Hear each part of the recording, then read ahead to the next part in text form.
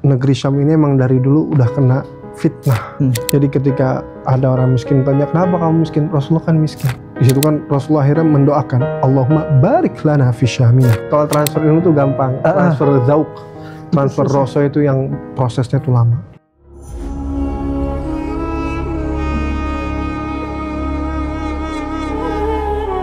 Assalamualaikum warahmatullahi wabarakatuh.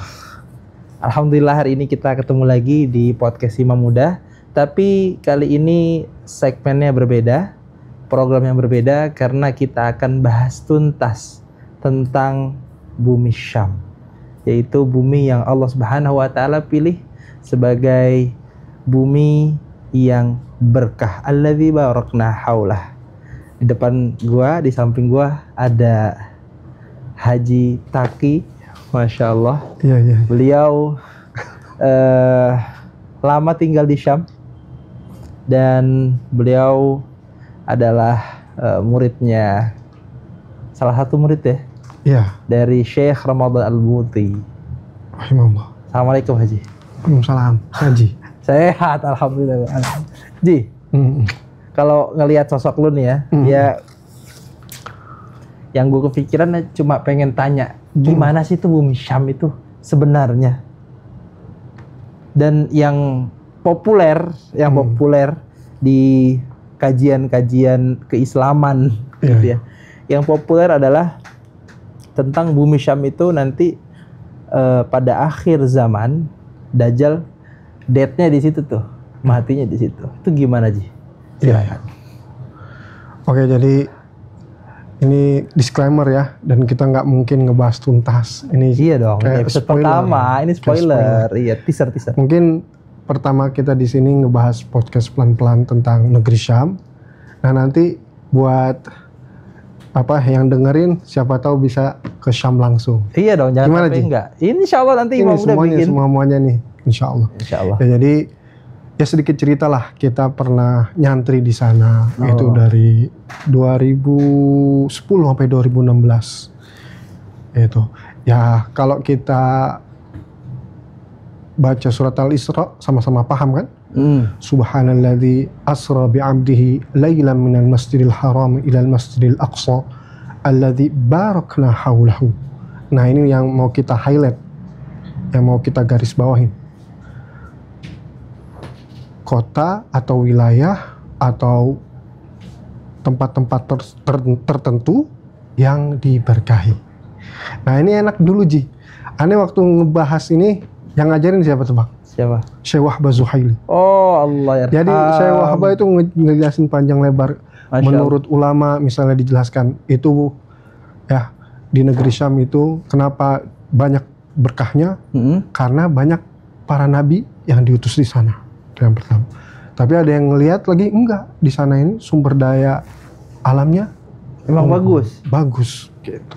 Jadi secara simple ya, Syekh Wahbah itu pengen ngasih tahu kita, alladzi barakna haulah, daerah yang diberkahi itu maksudnya apa? SDM dan SDA-nya unggul. Widih. Gitu. Ya kalau dulu relate-nya apa? Para nabi. Kalau sekarang aulia, ulama-ulama dan papan atas. Iya. Jadi bukan ulama kaleng-kaleng. Iya dong. Gitu. Dan memang kalau bicara negeri Syam ya, 10 tahun terakhir, mungkin 15 tahun terakhir ya, 15 tahun terakhir yang ada adalah Halep, Aleppo dan lain-lain, tentang peperangan yang tidak berkesudahan dan dengan berbagai nuansa politiknya juga keras gitu ya di sana waktu itu. Bahkan para masyayikh juga banyak yang gugur pada peristiwa itu. Dan sebagian para masyayikh juga mencari perlindungan di negara-negara kayak Turki dan sebagainya gitu. Tapi memang sebenarnya seperti apa yang terjadi? Itu yang pengen gue tanyain. Jadi itulah hikmahnya kalau saya melihatnya ya secara pribadi. Jadi negeri Syam ini emang dari dulu udah kena fitnah. Dalam artian ujiannya di situ. Bagaimana dulu ketika awal-awal, bagaimana Sayyidina Hasan dan Sayyidina Husain ada konflik dan akhirnya estafeta kekhalifahan jatuh ke Bani Umayyah. Itu kan juga dari sana tuh. Iya. Udah mulai. Nah pun sekarang yang kemarin-kemarin juga seperti itu. Ya memang ini debatable lah. Sangat debatable. Tapi yang saya pengen kasih tahu, ada hikmah-hikmah tersendiri. Bagaimana itu ada ulama-ulama yang tugasnya amar ma'ruf nahi munkar. Ya dulu dengan rezim. Tapi juga ada ulama su. Dan juga ada ulama sultan. Ya kalau bahasa kita itu ulama plat merah. Oke. Tapi di sini kepresidenan kira-kira gitu. Bukan saya ngomong. Bukan saya ngomong. Tapi juga ya yang harus digarisbawahin, Syekh Buti ini guru saya bukan ulama sultan. Beliau adalah sultan ulama. Allahumma shalli ala sayyidina zaman now. Syekh Harman Al-Buti, Allah yarham. Terserah orang mau bercerita panjang lebar tentang Syekh Buti, tapi saya ihtiraman wa ta'ziman wa tabjilan lahu. Masya Allah. Rasa hormat saya, rasa respect saya kepada beliau. Gitu. Masya Allah. Nah, ini sekalian endorse nih. Doain semoga Mausu'ah Syekh Buti itu segera terbit. Ensiklopedia Syekh Buti itu akan terbit. Masya Allah. Gitu. Jadi di Indonesia ini memang karena berbagai banyak peristiwa yang terjadi di sana, informasi, berita itu nggak sampai ke kita, Ji. Iya kan? Apa memang tidak sampainya itu karena dibuat atau memang karena konflik yang terjadi di sana waktu itu ya? Nah, antum berapa lama di sana? Ya tadi 6 tahun dari 2010 sampai 2016. Makanya tadi ada tambahan hikmah-hikmah ulama-ulama Suriah ini mencar ke negara-negara lain. Oke, fantasyiru fil ard. Fantasyiru fil ard ke wilayah-wilayah lain. Seandainya ngumpul aja ngedelep di sana. Ya kita harus aksesnya harus ke Suriah ketika itu. Tapi kan dengan adanya konflik sendiri, makanya saya paling suka itu istilahnya Syekh Buti itu apa? Likulli mihnatin minhah. Di setiap musibah itu ada anugerah, atau bahasa anak jakselnya nih, blessing in disguise. Masya Allah. Nah di situ kita nggak tahu hal-hal tertentu. Nah saya pun juga ketika di sana ya alhamdulillah, bayangin. Ya kalau nanya sama Syekh Buti ya mauqif atau sikap beliau satu, ya ilzam baitak.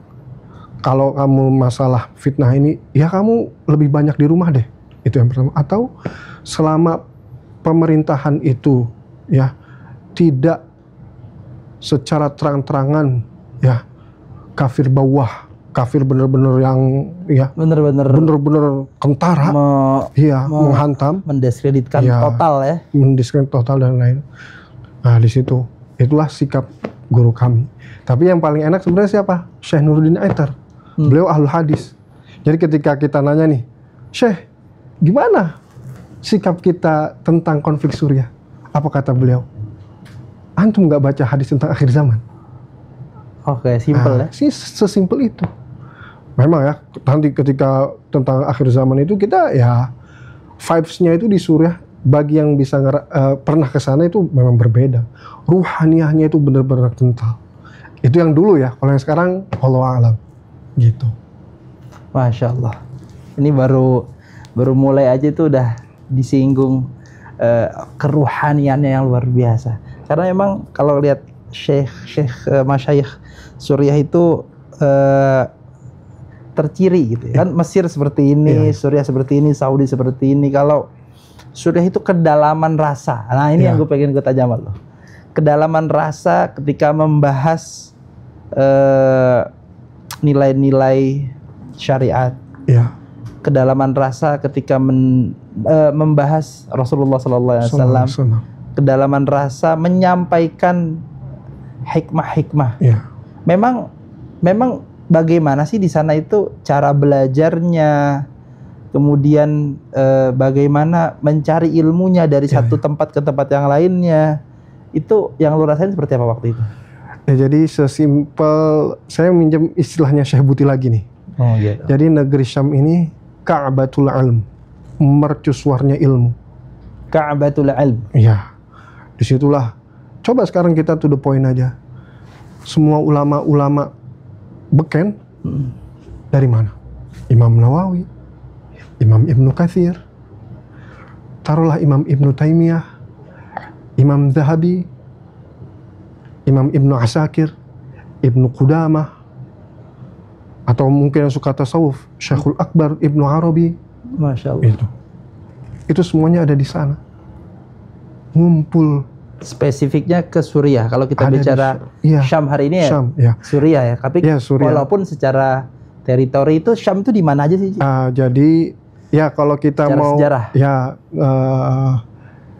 di dalam hadis itu kan dijelaskan yang sahih riwayat Imam Muslim ketika Sayyidina Ibnu Umar radhiyallahu taala anhuma, di situ kan Rasulullah akhirnya mendoakan, Allahumma barik lana fi syamina wa fi yamanina. Ya Allah, berkahilah kami, yaitu negeri Syam kami dan juga negeri Yaman kami.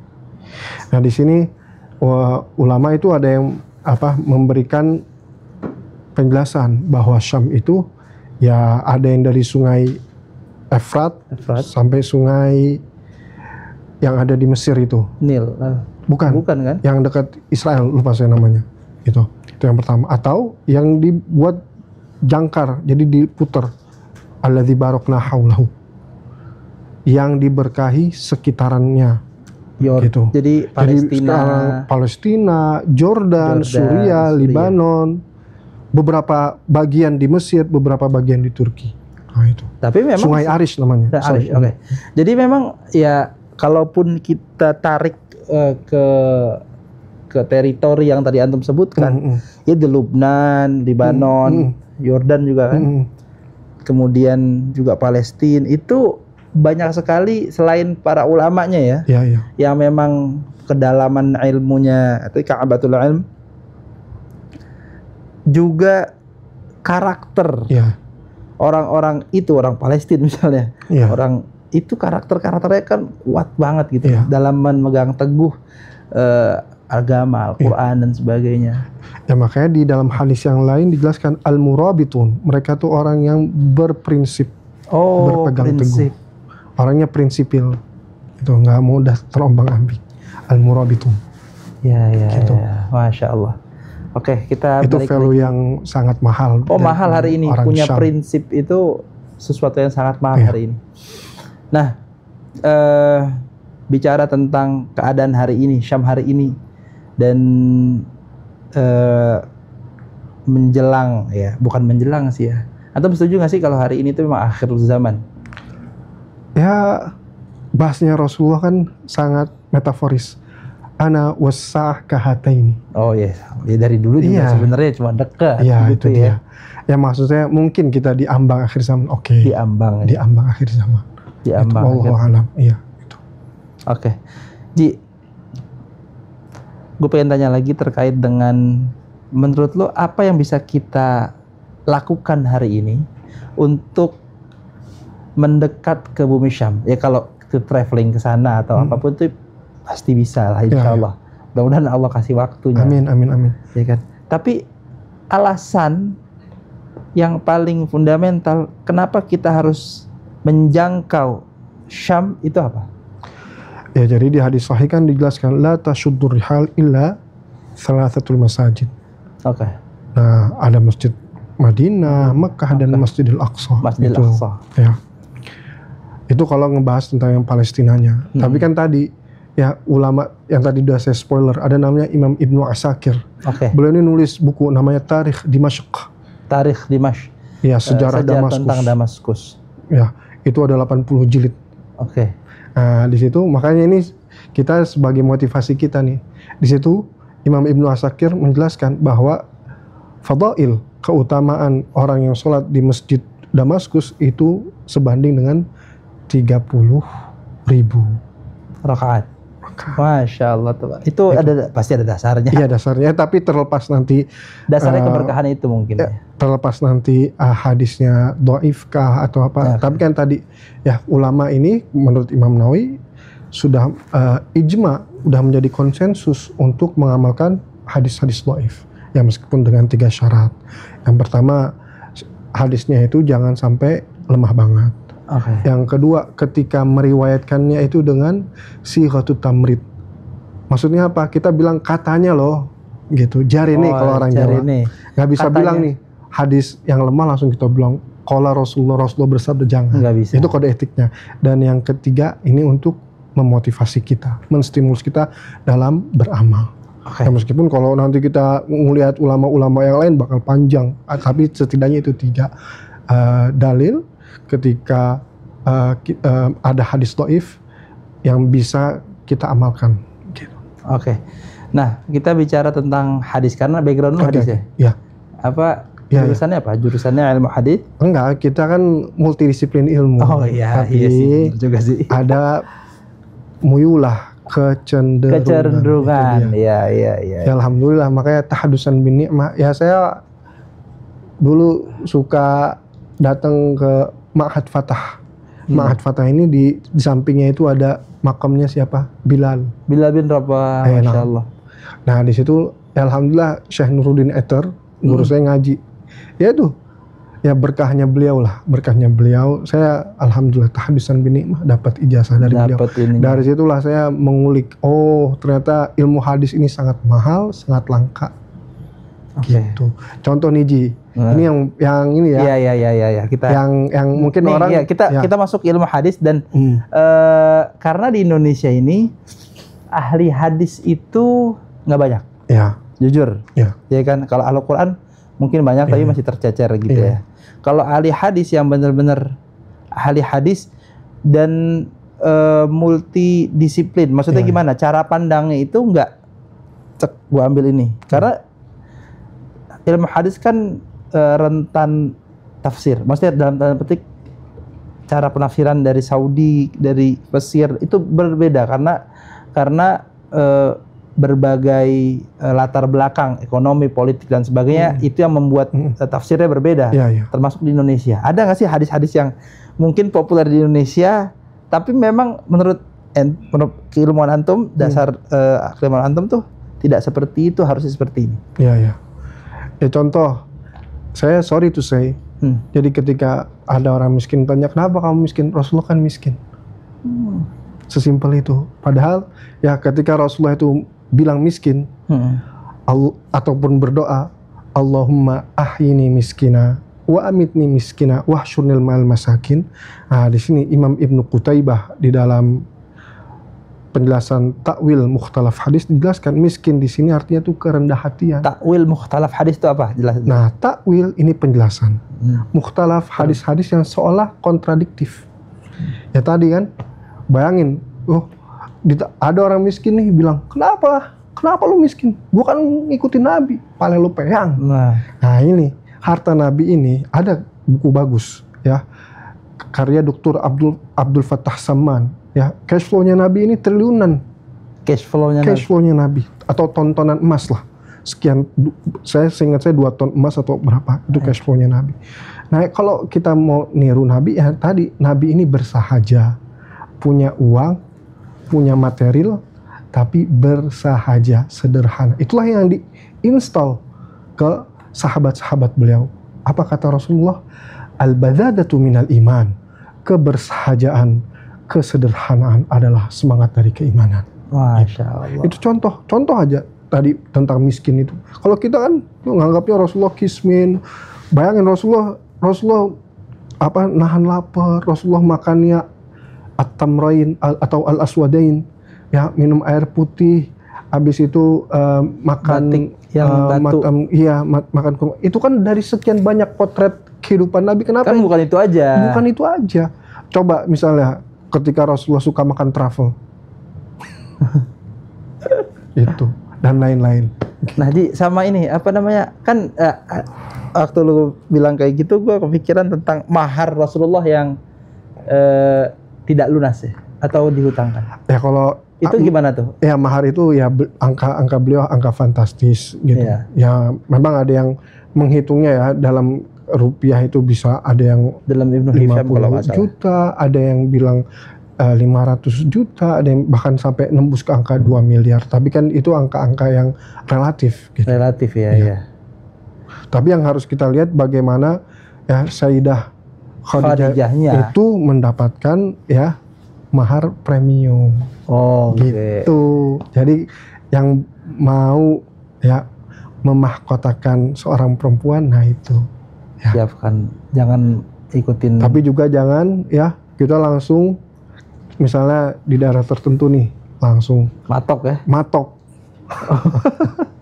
Gitu. Agak berat. Kasihan kan yang muda-muda ini yang belum nikah. Masa puasa aja susah-susahan. Gitu. Oke Ji, Masya Allah tabarakallah rahman. Jadi bicara ilmu hadis, ada lagi nggak sih hadis-hadis yang di Indonesia itu populer, kemudian dipraktekkan dan kayaknya nggak ada bisa tahqiq lain gitu? Ya jadi itu apa Allahumma sholli ala sayyidina Muhammad. Ya contoh ya, kita ulama ini punya pakem sendiri. Contoh ya, al-mushtahar inda al-sinatin nas, udah kadung populer di masyarakat. Oke. Contohnya apa? Kaidah itu ya? Ya. Nah tapi ulama itu punya pakem sendiri, punya standar emas sendiri.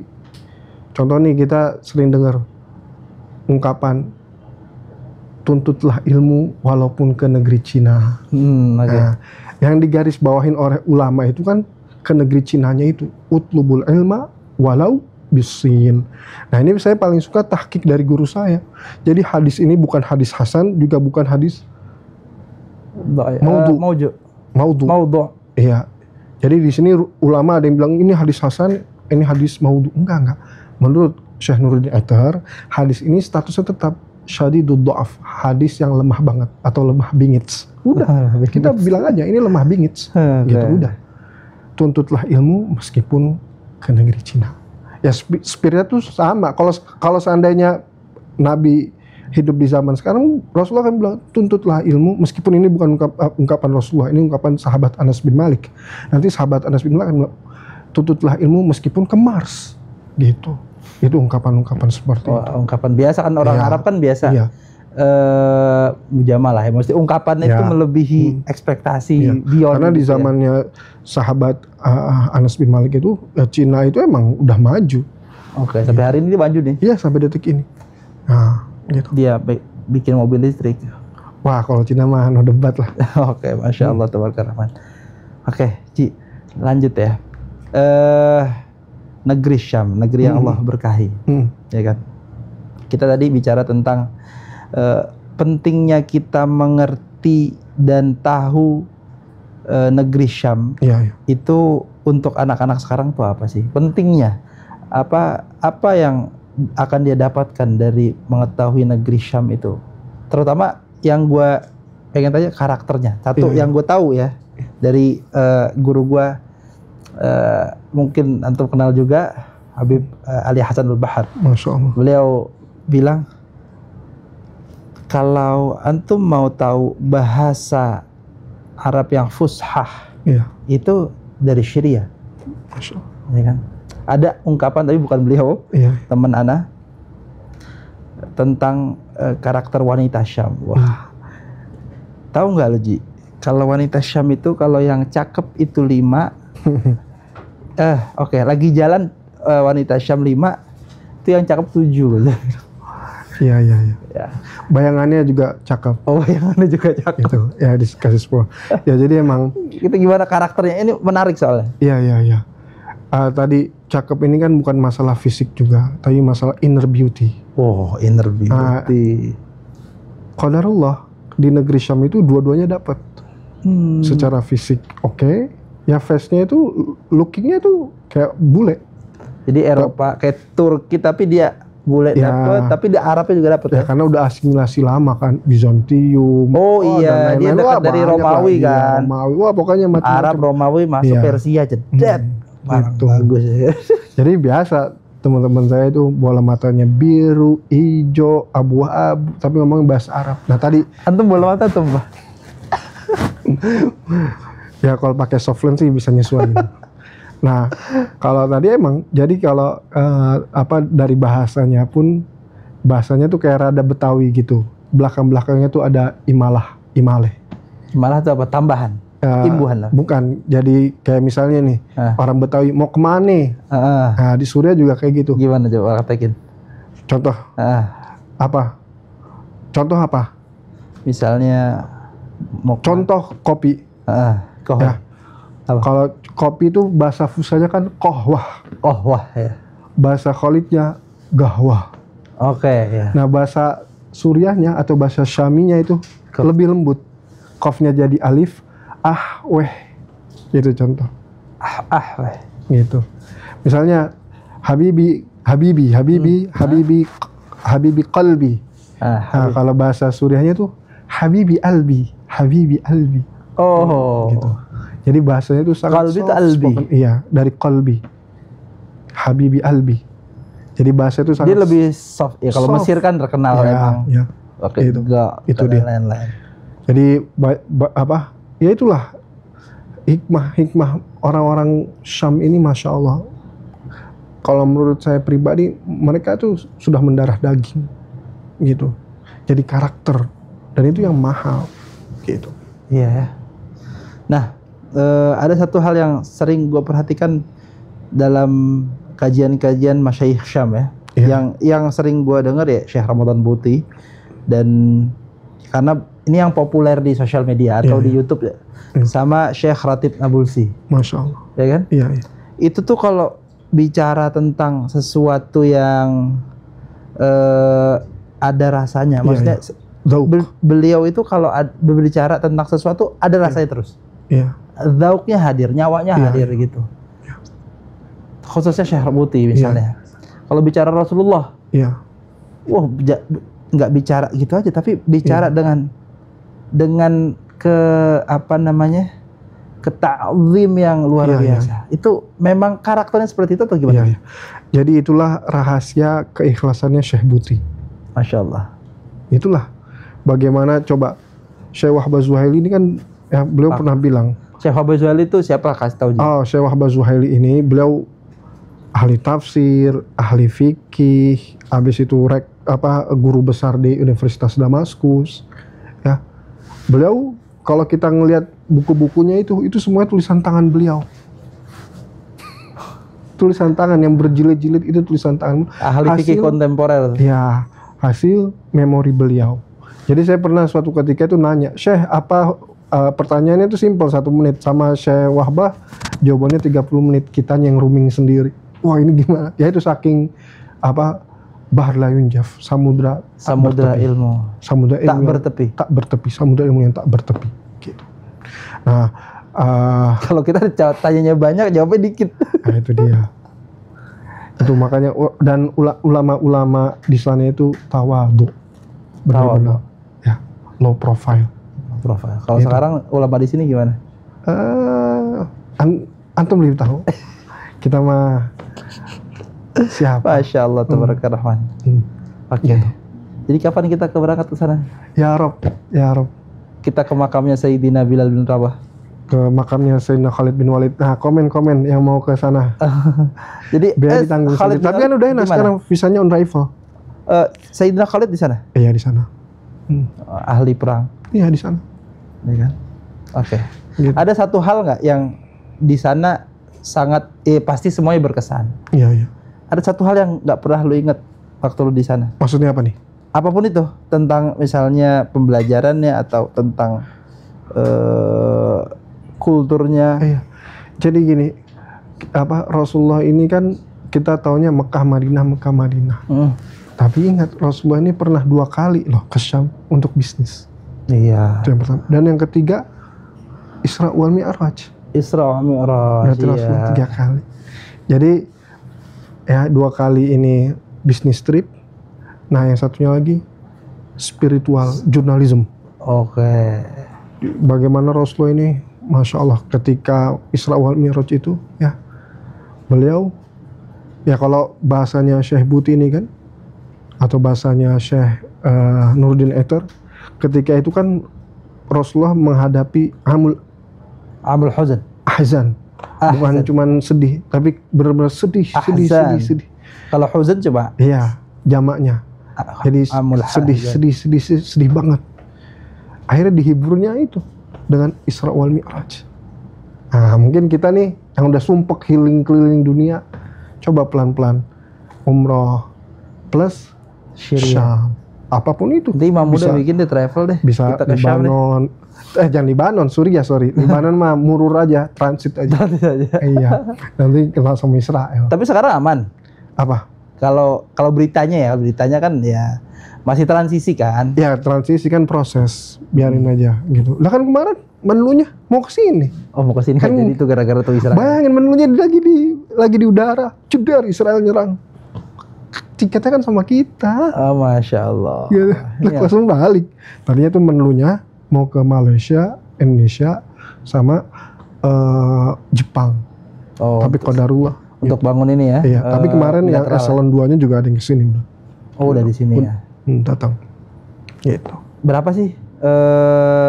Berapa lama kalau kita mau trip ke sana dan bisa mendapatkan satu memang rehlah untuk atau perjalanan untuk ke para masyayikh dan ziarah dan juga merasakan kulturnya. Ya mungkin tergantung orangnya. Kalau saya kan betah lama. Bisa lama, tapi mungkin orang lihat hal-hal lain, faktor-faktor lain. Kalau sama Turki beda tipis apa beda 11-12? 11-12 sama Turki itu. Oh, nggak jauh 11, beda ya. 11-12. Nuansanya dan lain-lain. Nuansanya, vibes-nya, habis itu masyarakatnya, makanannya. Cuma beda harganya aja. Di Turki lebih mahal, di Suriah lebih affordable. Iya dong pasti gitu. Ya. Oke. Nah, Ji, kita bicara tentang hadis ada. Tapi gue juga penasaran. Iya. Tentang di sana tuh ulumul Qur'annya gimana? Oh iya. Kan Imam Jazari dilahirkan di sana. Imam Jazari di sana. Iya, habis itu ulama-ulama ahlul qiraat. Syekh Aiman? Ya Syekh Aiman. Mana sih Syekh Aiman? Syekh Aiman orang sana, tapi beliau kan pulang pergi di luar, ya? Iya, di Turki, di Jeddah, dan seterusnya gitu.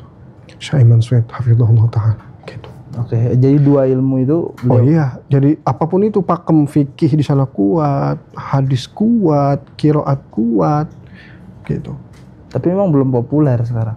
Di Indonesia tuh memang ya yang gua lihat ya, yang gua perhatikan. Ya enggak sih? Memang proses masyayikh ke Indonesia tuh ganti-ganti. Iya. Ada waktunya para teman-teman Azhar. Iya. Terus ada teman-teman Saudi sekarang nih dengan tilkal ayyam nudawiluha bainan nas. Ya kadang ya itu masyarakat ngekliknya dengan platform A, platform B, platform C itu. Tapi ulama maksudnya gue penasaran ketika nilai-nilai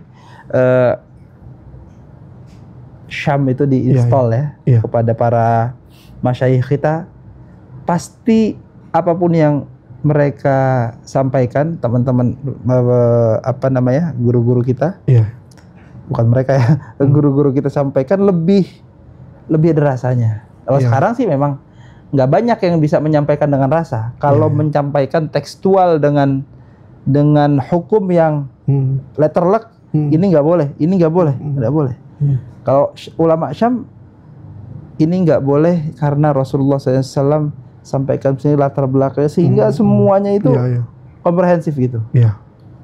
Nah, jadi itu yang penasaran gue sih, kalau misalnya mungkin bisa nggak sih cara ulama Syam itu menyampaikan poin-poin tentang syariat itu dilakukan oleh para masyayikh kita. Ya bisa ditiru tapi nggak bakal simultan. Mungkin di contoh misalnya di Cianjur ini kan Syekh Hasan Hito punya Jami' Imam Syafi'i. Kurikulumnya sangat bagus. Saya akuin sangat bagus. Tapi tadi masyarakat kita nih gapnya terlalu jauh. Nah sekarang kan masih perut. Ya masyarakat kan sekarang instan semuanya. Nah makanya atau dalam bahasa matan fasara fihil ikhtisar multazam. Pokoknya ringkas, padat, aplikatif, nggak ribet, gampang gitu. Nah itu. Misalnya Syekh Hasan itu kan sekarang lagi nulis mausu'ah tentang Imam Syafi'i yang sekian jilid itu. Apapun pendapat-pendapat ini jadi bukan nanti Jadi kaul-kaulnya di ini. Dari mazhab lain. Enggak, itu kaul dari mazhab Imam Syafi'i atau muridnya atau lagi pengikutnya. dikurasi. Iya, lagi dikurasi. Gitu. Kaul jadid, kaul qadim juga di sana. Kalau itu kan udah selesai. Udah selesai kan? Iya. Disertasinya orang kita juga waktu di Al-Azhar. Oh, Masya Allah. Oke. Gitu, Ji. Oke, Masya Allah. Nggak selesai di satu episode gua rasa ngomongin tentang bumi Syam. Ini baru teaser ya? Iya, baru teaser aja. Teaser sih ya. Jadi belum mendetail karena tadi terlalu panjang nanti. Gitu. Ya, nanti kita bahas Paling enak nanti kita ngebahas lagi di sana nanti mudah-mudahan sambil di sana itu ada apa? Makanan kudapan. Apa kalau camilan. Iya, camilan itu manis-manis. Ada baklawa. Kalau di sana nyebutnya halawiyat. Halawiyat. Iya. Nah, makanya enak. Enak. Kalau halu satu doang ya. Kalau halawiyat itu kudapan manis halawiyat. Dan saya suka nanti itu yang teksturnya putih kayak dingin dia, namanya madlu'ah. Gitu. Ya, makanya nanti harus nyoba. Oke. Gitu. Penasaran sih ke Syam kita. Iya. Dan ziarah ke sana. Ya, insya Allah. Jadi ya yang dengar tentang negeri Syam dan menggebu-gebu pengen ke sana, itu berarti sudah ada sinyal ya sesuai dengan doanya Rasul, Allahumma barik lana fi Syam, berkah. Ya Allah, berkahilah negeri Syam kami. Ya itu. Semoga nih ya kita bisa ke sana. Ya, tanpa bareng saya juga alhamdulillah silakan sendiri. Ya harus sama antum yang tahu tempat-tempat situs sejarahnya. Oh, enggak, banyak yang lebih pakar lagi. Ya apa yang saya mah cuma debu Syam aja. Masya Allah, tabarakallah rahman. Ini episode pertama tentang bumi Syam. Kita akan bahas tentang sumber daya alamnya di sana seperti apa. Kita akan bahas tentang potensi kerjasama yang bisa kita lakukan dengan mereka seperti apa. Kemudian bagaimana ilmunya itu bisa kita ambil juga dari para masyayikh dan bisa rihlah ke sana atau masyayikh rihlah ke sini ya sih untuk mengambil zauknya itu mahal banget bro. Susah. Jadi kalau transfer ilmu tuh gampang, transfer zauk, transfer rasa itu yang prosesnya tuh lama. Iya, gitu. Karena cara menyampaikan itu beda 1500%. Pemahamannya beda banget. Kita ambil contoh, kita mungkin ya dari kecil selalu didoktrin bahwa yang namanya sunnah itu minumnya duduk. Padahal ya fair aja. Kita kalau sunnah juga yang minumnya ambil berdiri. Saya contohin.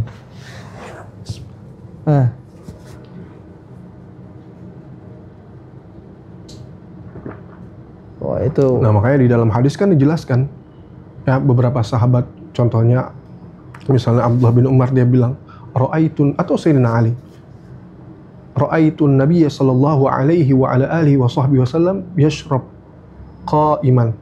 Kata beliau, saya ngeliat Nabi ini minum berdiri. Dan saya pernah ngeliat beliau minumnya duduk.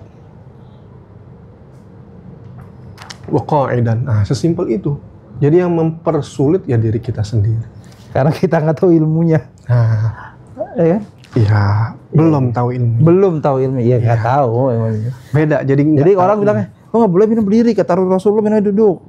Iya. Nah, makanya penjelasannya Imam Nawawi kan enak. Larangan di situ apa? Larangan makruh tahrim jadi makruh tanzih. Ya intinya sekali dua kali ente boleh lah minum sambil berdiri, tapi jangan sering-sering minum berdiri. Kira-kira gitu. Masya Allah. Ini teaser tentang ilmu. Nanti kita akan bahas hadis-hadis populer di Indonesia yang yang menurut antum itu malah dhaif atau maudhu dan sebagainya. Bukan, jadi dalam artian kita memberikan perspektif baru. Oh, perspektif baru. Itu sebenarnya udah ada. Ya tadi tentang yang miskin itu, ya kan. Ini kita minum jahe dulu. Oh iya, silakan. Udah antum udah duluan tadi. Oh iya, sorry. Kalau jahe gue tanya, ada hadisnya nggak sih? Itu dia. Jadi ada beberapa literatur ya, meskipun nggak jelas juntrungnya. Jadi ada Malikul Hind, Raja Hind. Itu Hind di sini nggak tahu apakah India, Nusantara, wallahu a'lam. Itu apa? Ahda lin Nabi sallallahu alaihi wasallam zanjabil, memberikan hadiah. Rasulullah hadiah, bentuknya itu jahe. Kalau ada Rasulullah sekarang aja Apa? Ini gue kasih ke beliau. Ya. Amin. Iya. Oke. Masya Amin, Allah. amin. Mudah-mudahan kita bisa Ketemu membersamai Rasulullah, ketemu Rasulullah Amin. SAW. Allahumma sholli ala sayyidina Muhammad. Yaqadatan wa manaman. Apa tuh? Secara nyata maupun dalam mimpi. Oh, alhamdulillah. Itu dia. Oke, kita cukupkan kali Ya. episode pertama kita tentang bumi Syam. Dengan ya pasti ke bumi Syam gue akan pasti sama beliau. Enggak. Pasti sama beliau karena ini beliau itu kayak ini ya gue baru beberapa kali ya, belum lama kita kenal aja Oh iya. ya, belum lama kita kenal tapi memang banyak sekali hikmah-hikmah yang bisa Ya. bisa gue dapat dari beliau. Tapi yang paling menarik Ji, Apa tuh? bagaimana antum menyampaikan sesuatu Ya. itu dengan lahjah yang zauknya ada gitu loh. Iya. Sehingga kalau kita lagi ngobrol biasa sih, Iya. pas once lu udah ngomong tentang hadis, langsung ada tuh, bawahnya iya. beda langsung. Nah, wah ini Nah, lama. itu adalah insight dari guru-guru kita. To the point. Masya Allah. Nah itulah makanya ulama-ulama Rabbani, ulama-ulama papan atas, ulama-ulama hebat seperti Imam Nawawi, ya dulu ya ketika menyampaikan benar-benar dari hati ke hati. Masya Allah. Sampaikanlah sesuatu dari hati ke hati. Ya. Jazakumullah khairan Ya, katsiran. Mudah-mudahan kita akan Amin, ketemu amin. lagi di another episode tentang Amin, bumi Syam. Amin. Terima kasih semuanya yang telah nonton podcast hari ini.